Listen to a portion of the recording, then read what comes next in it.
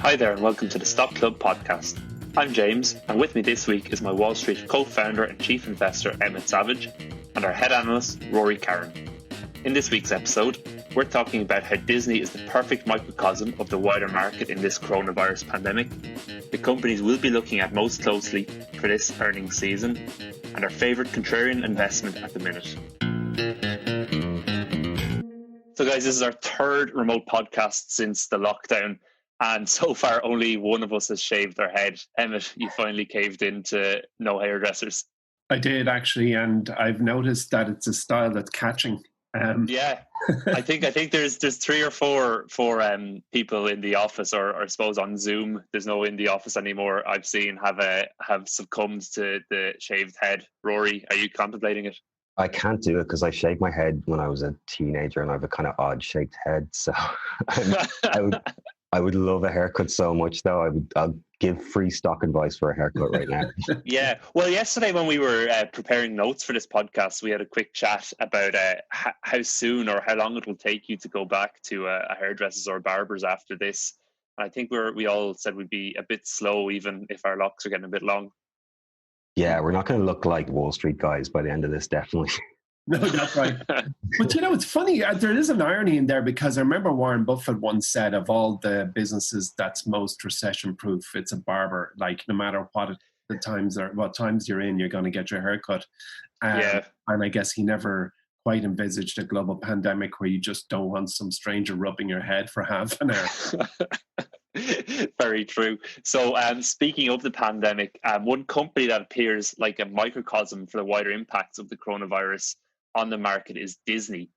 So on one hand, the company's new streaming service, Disney Plus, has been a roaring success. It's racked up more than 50 million subscribers since launching last November. That's nearly a third of Netflix's global audience. And this has been undoubtedly helped by most of the world having to stay at home because of coronavirus. Other parts of Disney's empire are being really hurt, though. All Disney parks have been closed indefinitely. This is a segment of Disney's business that brings in about $20 billion a year, so it's a huge part of Disney's business. Disney cruises have also been suspended, which is, I suppose, a bit unsurprising. And at the box office too, Disney is really suffering. New releases like Mulan have been put on hold, and staff at Marvel, Lucasfilm, Pixar and Searchlight have all been furloughed recently. Even CEO Bob Iger, who announced not that long ago he would be stepping down, has said he'll delay his retirement to see the company through this storm. Emma, I'm going to come to you first about Disney. Disney's about 30% down at the moment from its recent highs. In light of all that information, do you think that's a bargain for a company like Disney, or is there more pain in store? Yeah, that is the question. Look, as cutting to wide shot, Disney is the company that has touched everyone in the Western world's life. Like there is no listener here who has not been in some way touched by Disney positively. I mean, there's other giant brands like Diageo or Johnson & Johnson. You might have gotten to a point in your life where you've never experienced their product, but Disney is the company that has touched all of our lives. So looking at the business, it operates four business segments, which together last year produced just nearly $70 billion in revenue. In the year of 2019, it was $69.8 billion last year. So those four segments are parks, experiences and products, which is one segment, and that accounted for about 37% of the revenue. Media networks accounted for 35% of the revenue. Studio entertainment was 16%, and then direct-to-consumer and international sales was 12%. So two of these segments, which together accounted for half of Disney's 2019 revenue, have now effectively shuttered. They're closed. Yeah. Parks and experience and studio entertainment, which is movie and live entertainments and music production and distribution. So two of the four segments are closed, and those two segments together brought in half of the 70 billion last year. So, this is the crystal ball time. Like, how long are those two segments going to remain shuttered? And it's anyone's guess at this moment. So that's the bear argument. That's the problem we're looking at the moment with Disney, that it has effectively closed half of its earning capability until further notice. Then on Yeah. bull side of the argument, we know that Disney Plus is out there. It's a great bargain. We're all locked at home. They've onboarded 50 million users in a very, very short time. But even when you do back of the envelope calculations on what even 100 million Disney Plus subscribers looks like, it doesn't really compensate at a revenue level for shutting down 50% of the revenue capability from 2019. So is Disney a bargain at the moment? I personally wouldn't call it a bargain.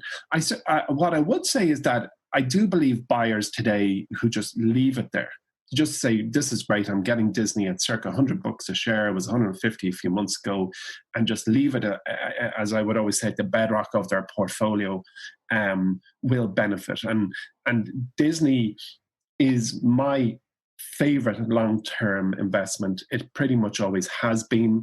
It will remain in my portfolio forever. I'm a huge fan, so I don't think buyers today will be disappointed or let down or suffer a loss with a long-term perspective. I think it is, frankly, the most magnificent business in the world, who are facing down a big trouble at the moment.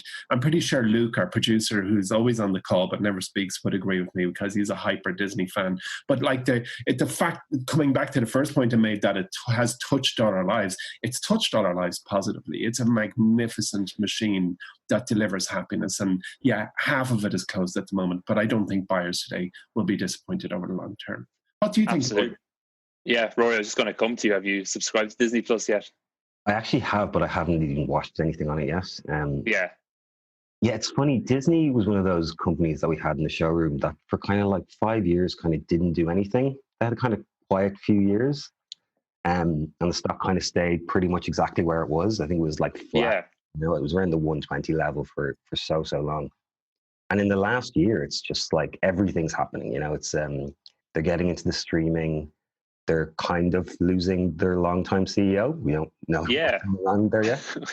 And now there's a global pandemic, which is attacking pretty much every segment of their business, reportedly costing them $30 million a day, which is really, really incredible. Just to touch on what you said, Emmett, there with the revenue that's been generated by parks and media networks, they're both the most profitable segments as well. They bring in almost all the profits. For the company, the studios don't bring in much at all, actually, even though that's the kind of the most visible part of Disney. You probably see, the big blockbusters and all the fanfare that comes along with that. I just want to take you back to a time where another kind of crisis occurred that had a big impact on Disney, and that was in 1973.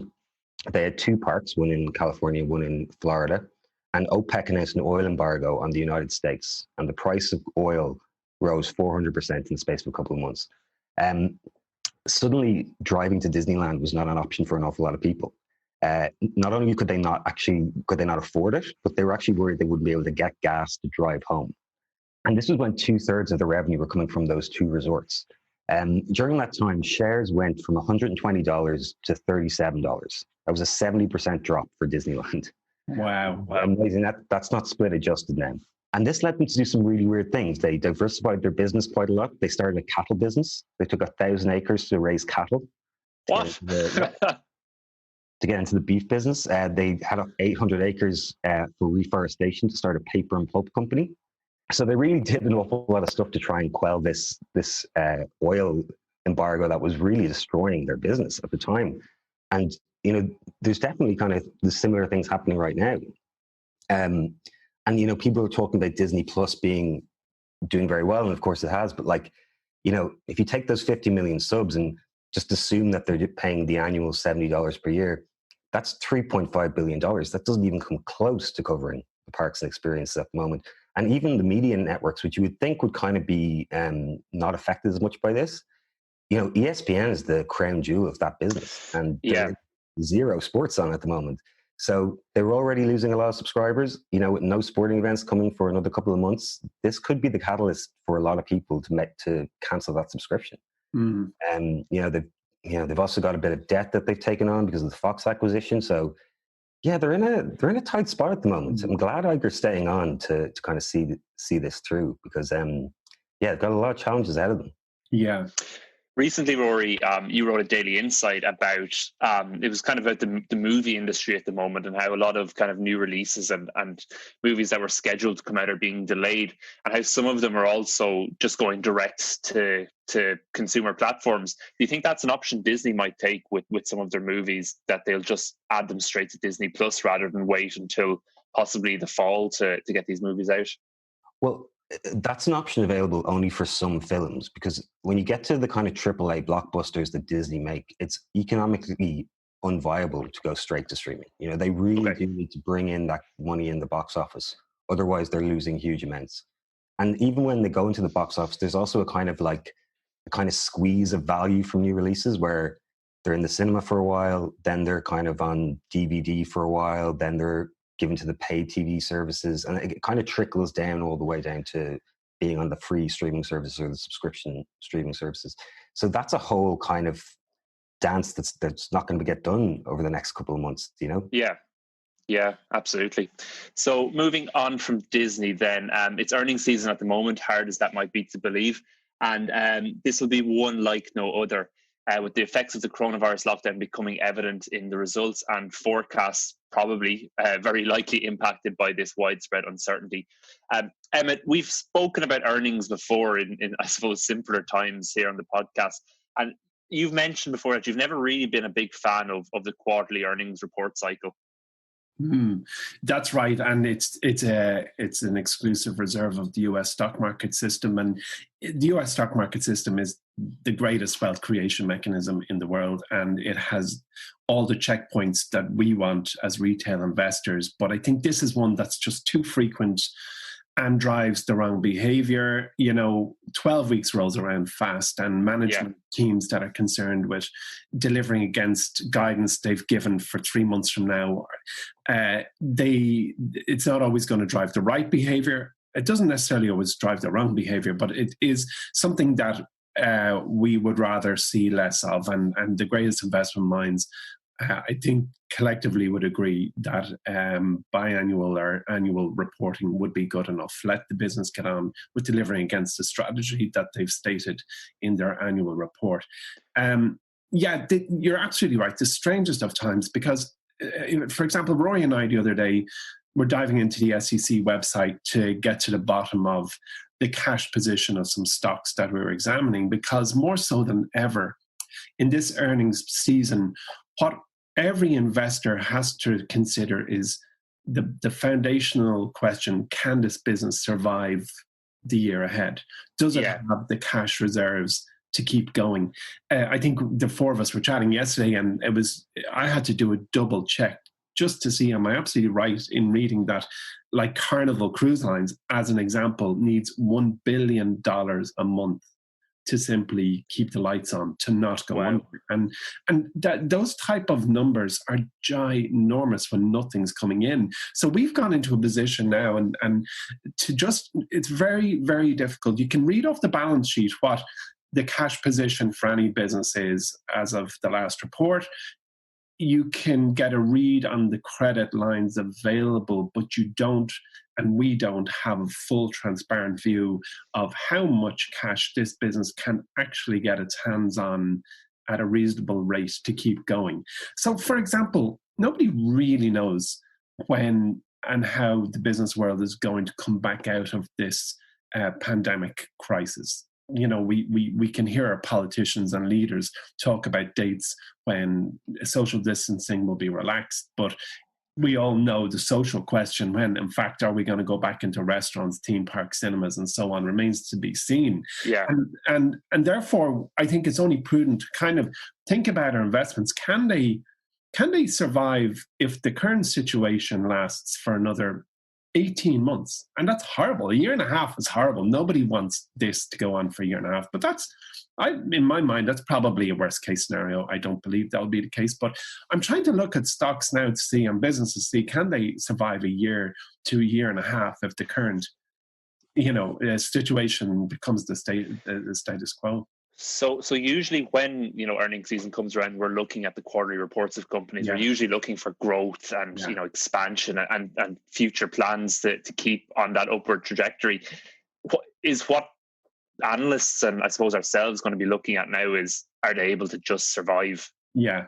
I'd say in this quarterly earnings season, we're going to hear more conversations of survivorship than ever before, where we want to hear our leaders explain that they have battened down the hatches, they're cutting costs, they're raising cash, they're weathering this storm, because that's so important right now.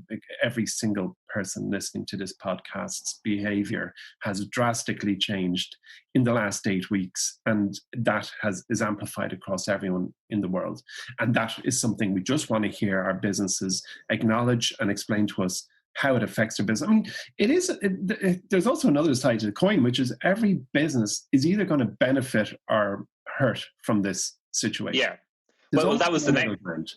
Yeah, that was the next question I had, and I might throw that to you, Rory. Is there any companies you're really closely looking at, coming into earnings season, that will either be really, really hurt or possibly benefit a lot from this kind of current climate?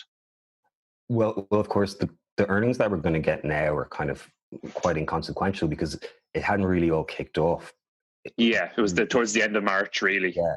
So, I mean, really, the stock market is a forward-looking mechanism, and always try and get novice investors not to pay too much attention to quarterly earnings reports, because if you're going to own a stock for 10 years, a quarterly earnings report represents 1/40th of the time you're going to own that stock. It's a very small percentage of your ownership of that business. In a situation like this, I really feel like the earnings are going to be kind of almost just ignored by the market. Guidance is really what's going to drive the way the stocks behave. Yeah. And that's kind of bizarre because no one can really give proper guidance right now because we just don't know how long this is going to last and we don't know what the long-term impact is going to be. So I feel for definitely this earnings season and probably the next one, there's going to be an awful lot of people saying, oh, earnings don't matter. And they probably don't. And then you'll probably get the people saying, oh, look how fast earnings are rebounding. And it'll become important all of a sudden then. Yeah, exactly. But it'll be interesting to see, I suppose, with companies like Zoom and Slack on the plus side, these working from home companies, what kind of forecasts they're giving against, I suppose, companies like Disney that we just chatted about, how their forecasts will be impacted. Yeah, and look, I think it was Roku came out yesterday and up their guidance said they were benefiting a lot from people staying at home. There's going to be companies that are going to see benefits. That's Zoom and Slack are definitely two to keep an eye on. I'd say Teladoc is one that's going to have some kind of out there numbers. And that's, again, though, we just don't really know the long-term impact of this. It's still a very short-term event. Yeah. In the greater scheme of things. Absolutely.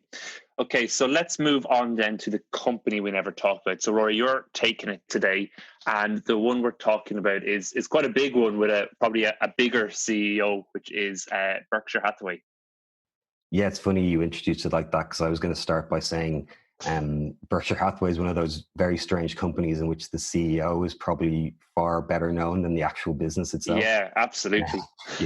I think most people would have heard of Warren Buffett, but kind of they probably just know him as a kind of very wealthy individual.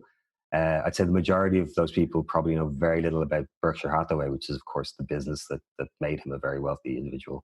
And trying to condense the history of Berkshire or Buffett into a podcast segment would just be impossible. There's a huge amount of books written on it, some very good ones. But the general idea was that Buffett realized early on in his investing career that insurance companies provided something very unique, which is called a float. And that was cash that the company took in the form of premiums, which they didn't have to pay back until the insured event occurred. And they were able to invest with this money. So essentially it was free capital. He was getting free money to pursue his ardent investing. So he loved this and, invested heavily in insurance companies and used that float to invest in a broad range of different industries over the years. There's some very famous investments. We all know about Coca-Cola and American Express and Bank of America. And they also just bought some quite big companies outright, like Geico is fully owned by Berkshire Hathaway. Dairy Queen is fully owned by Berkshire Hathaway. Duracell batteries, See's Candy. And then even, you dive deeper and there's plenty of lesser known businesses that they've acquired spanning pretty much everything from construction to railways, real estate, media, utilities, like really you name it. they've got a interest in pretty much every industry there is. So really what you're doing is you're investing in Warren Buffett's investing style. You're kind of giving him your money and saying, you go off, you're the best investor who's ever lived. You go off, do what you can. And since 1965, the S&P 500 has returned around 19,700%. That's probably a bit lower since this most recent crisis, but that was the last number on Berkshire Hathaway's annual report. Berkshire Hathaway's returned 2.7 million%. If you ever go onto Yahoo Finance, if you ever go onto Yahoo Finance and try and do the chart where you do Berkshire Hathaway versus the S&P, it just breaks it. It just breaks the site. It doesn't know how to show those two side by side. And so, I mean, those are the kind of returns that turn people not into millionaires, but actually into billionaires. And both Buffett and his business partner, Charlie Munger, both self-made billionaires through their work in Berkshire Hathaway. Now, over the last 10 years, Berkshire has actually underperformed the market, not by much. It's actually tracked it quite closely, but there have been some high-profile investments that didn't really work out very well. IBM's probably the most famous one, and then they have quite a high stake in Kraft Heinz, which has been hit quite hard over the last couple of months. And it's also in the last 10 years, the topic of succession has really become an issue. Buffett himself is 89 years old, Munger is 96. So over the last few years, they brought in a number of younger guys to help manage the investments. And that's led Berkshire to get into industries that Buffett had kind of historically avoided, most notably tech. And now they are the largest shareholder in Apple. So, I mean, like I said, if you invest in Berkshire, you're really investing in Buffett's style of investing, but it's also kind of been updated a little bit more recently. And I really like Berkshire as an investment because it's got a very decentralized business model. All those subsidies that they own, Buffett and Munger don't even get involved in them. They just kind of let the managers run them the way they want to run them. They're highly diversified. As I said, they've loads of high moat businesses in the portfolio. And finally, they've got this great balance sheet with tons of cash, and they can use that cash to support those subsidiaries, or they can use it to acquire new businesses outright. So there's an awful lot of flexibility with Berkshire, and they have underperformed the S&P over the last 10 years, but I would not be surprised if they overperform in any sort of downturn. Okay, interesting. You forgot to mention the most important part, which is Berkshire's website. Oh yeah, best investors website you've ever seen. It's something to behold. Emmett, you're obviously a big fan of Warren Buffett. Since I've started working for MyWallSt, he's always a topic of conversation. Yeah, and actually, just Rory touched on his and Charlie's mortality, and I'd say I sold my shares. I had an A share in Berkshire about, I think I must have sold about 8 or 10 years ago because I was worried. Yeah. The two lads were going to head off to the great big trading floor in the sky, and they're still trucking on. Actually, I don't know if that burger and Coke a day that Warren swears by is the secret to longevity, but I was just going to say that. There's what's the name of the movie about him, the recent one? Is it Becoming Warren Buffett? Or, I think it's Becoming Warren Buffett or Being Warren Buffett. It's in that. He has the McDonald's burger and the can of Coke every day, and I was like, what a great advertisement for both of those companies that he's 89 and Charlie Munger's 96 and not a bother on them so far. That's right. I think they own 1/8. Berkshire owns 1/8 of Coca-Cola, 12.5%. I mean, it's incredible. And I might have said this in a previous podcast, but I think at a previous AGM, Berkshire AGM, there was a can of Coke in front of everyone's table, and he said, "Look, whether you like Coke or not, I don't mind. Just please at least open the can, so it counts as a sale." That documentary, I think, is still on YouTube for free for anyone who's stuck in their house. Yeah. Oh, it's one of the best shows ever. It's not even, I mean, be odd if you listen so deep into our podcast and not have an interest in stock investing, but even if you don't have an interest in stock investing, it's an incredible story of a human being. I absolutely loved it. So that is Warren Buffett and Berkshire Hathaway. I just want to mention a few of the new things, in MyWallSt at the moment. We've April Stock of the Month selection live in the app. And we also have the Stock of the Month podcast, which will be live in the app this weekend. We're adding our brand new stock to the shortlist on Monday. Rory, do you want to give any clues or hints about what the stock might be? Absolutely none. No. Save be a surprise. So if you actually want to find out anything valuable about that new stock, make sure to go into My Wall Street on Monday and check that out. Right, let's move on to Jargon Busters. We've 2 questions here today. And the first question, I suppose, has nearly already been answered by Rory. Emma, you got a question in from a listener about Warren Buffett's investing strategy. Yeah, and actually Guillermo in Argentina specifically sent me an excerpt from the essays of Warren Buffett with commentary from the author, compiler Lawrence Cunningham. And in it basically was a quote that I've heard very many times, and it was about how Buffett is not, and I'm just loosely quoting the passage that was sent to me, is not a fan of diversification. And it said in the passage that Buffett reminds us that Keynes, who is not only a brilliant economist, but also an astute investor, believed that investors should put fairly large sums into 2 or 3 businesses he knows something about and whose management is trustworthy. That's the variations of that quote have been thrown around, and Warren himself said that diversification is protection against ignorance, and it makes little sense if you know what you're doing.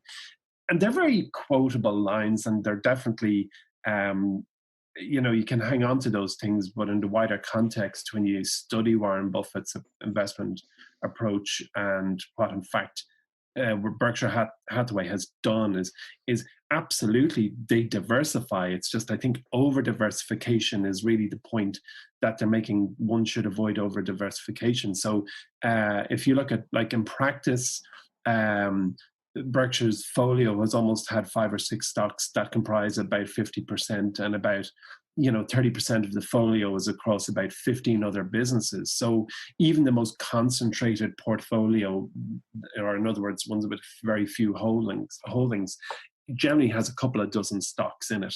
So the point is not that diversification is foolish. I think it's just mindless diversification is foolish. And I think understanding the businesses you own, getting a core competence in an industry or 2, and kind of getting to understand businesses at a very deep level will benefit you. You can't.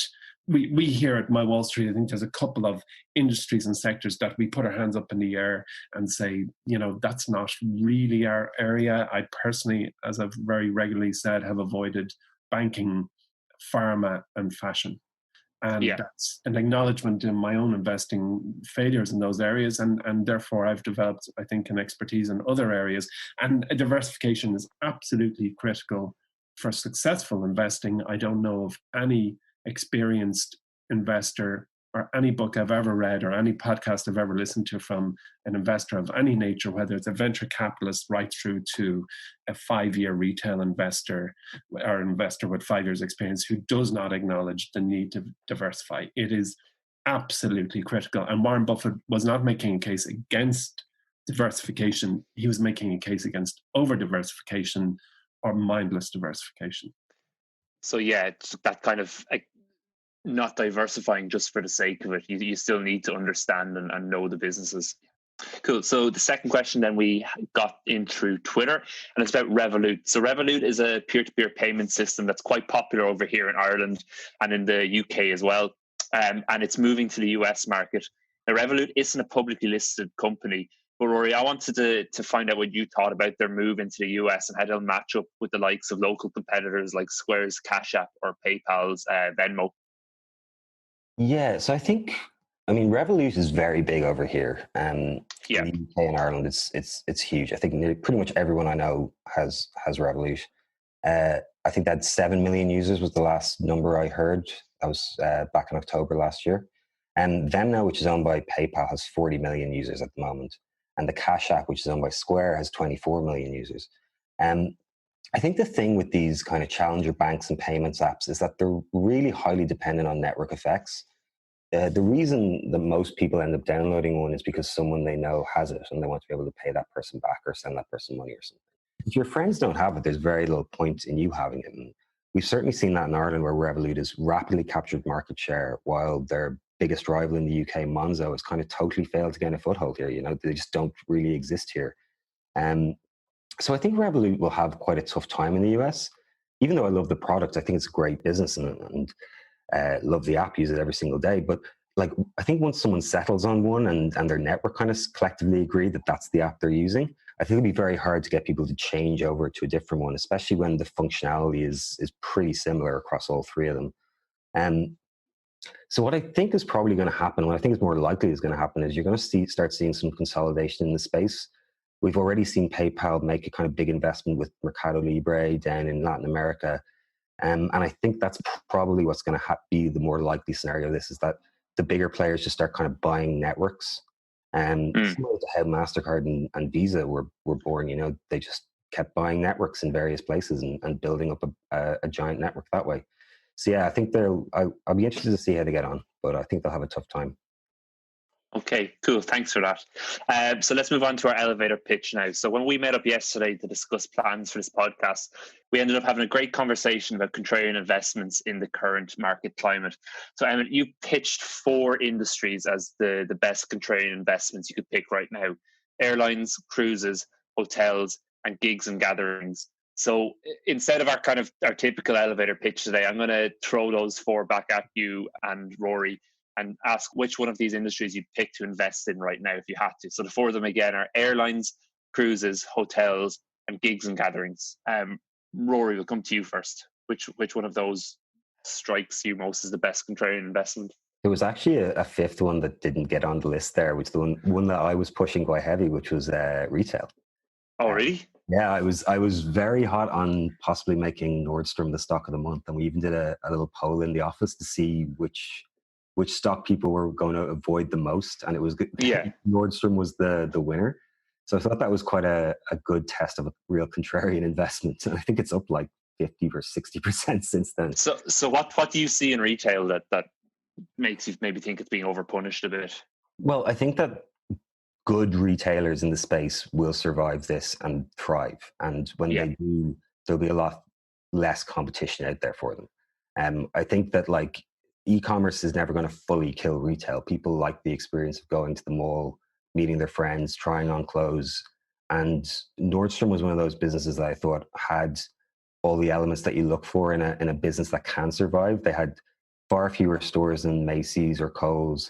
They were in the best areas, these AAA malls with a really high average spend per square foot. And they just seemed to have, like, they had an e-commerce angle as well. So I just thought Nordstrom would definitely survive this. And at one point, I think the business was sitting at like a $2 billion market cap, which just seemed crazy. That was all the bad news possibly baked in there. Okay. Emmett, which contrarian investment would you pick? Yeah, and I can't argue with Roy there. But I think gigs and gatherings, if you take an accommodation, aviation, and cruise lines, well, I think for me, if it was stack ranked them, I think cruise is the one biggest trouble. Yeah. But I think, especially after saying it takes $1 billion a month to just keep them alive. Yeah, and but you're right. I think gigs and gatherings, and I almost put retail into gatherings, because what I think we all crave is to be around more people again and just have that mix of thoughts and experience that together. So I'd be interested in gigs and gatherings, whatever form that might take, because it doesn't require opening the wallet. I think there's less fear of going into your local Nordstrom or maybe a reasonably lowly densely populated gig in your locale. When eventually things come back, we'll go by degrees. And I think gigs and gatherings is one that I would most bet will rebound. Okay, cool. So that's it. That's about it from this week's Stock Club.